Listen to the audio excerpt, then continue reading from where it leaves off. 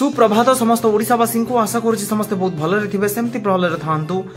Dairy न करी start करबा आज किछि न्यूज को नेकी अक्टोबर 9 रे आसीबो सेकेंड पर्याय टंका।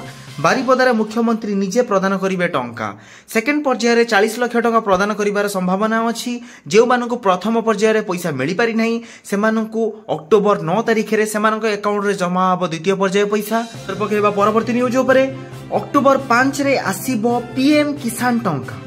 महाराष्ट्र रु पठेबे योजनार 18तम 9 कोटी 50 लाख टंका जीव कृषक मानक अकाउंट को। एथिपाई 20,000 कोटी टंकार आर्थिक सहायता मध्य दिया जीवो। आसीछि समस्त आगु एक बहुत बड़ खबर। अक्टोबर 5 रे आसीबो पीएम किसान टंका। महाराष्ट्र रु पठेबे योजनार 18तम किस्ती 9 कोटी 50 लाख टंका जीव कृषक मानक अकाउंट को। एथिपाई 20,000 कोटी टंकार आर्थिक सहायता दिया जाइछि। नजर पकेबा परवर्ती न्यूज उपरे उत्तेजना पर भद्रक रे बदलुची स्थिति। धीरे धीरे खुलुची दुकान एंड बाजार आउ 48 घंटा पाई इंटरनेट सेवा मध्य बंद करा जाइछि।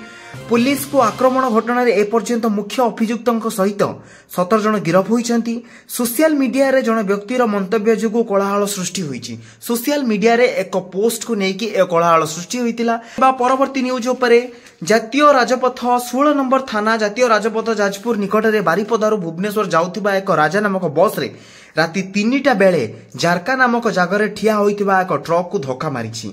एई धक्का रे जनकर मृत्यु होइतिबार सूचना मिलिछि। 2 जनकर आहत होइछि। बस रे पाखापाखी 50 जन व्यक्ति थिले सेमान मध्यरु 2 जनकर आहत होइछि आउ जनकर मृत्यु होबार सूचना मिलिछि। राज्य रे थिबा समस्त सरकारी स्कूल को पई आसिला एक बड़ खबर। छतुआ बदल रे मिलिबो मांडिया। अपपुष्टि मुक्त ओडिशा गठन करिबा को लागुछंती ओडिशा सरकार। सेथि पई छतुआ बदल रे पिला मानकु दिया जीवो मांडिया चेष्टा करूछंती आम राज्य सरकार। हां आज्ञा आसीछि एक बहुत बड़ खबर। छतुआ बदल रे मिलिबो समस्तंको मांडिया। अपपुष्टि मुक्त ओडिशा गठन करिबा को लागि पड़िछंती आम ओडिशा सरकार जेउथिरे पिला माने मध्य बहुत उपभुक्त हेबे।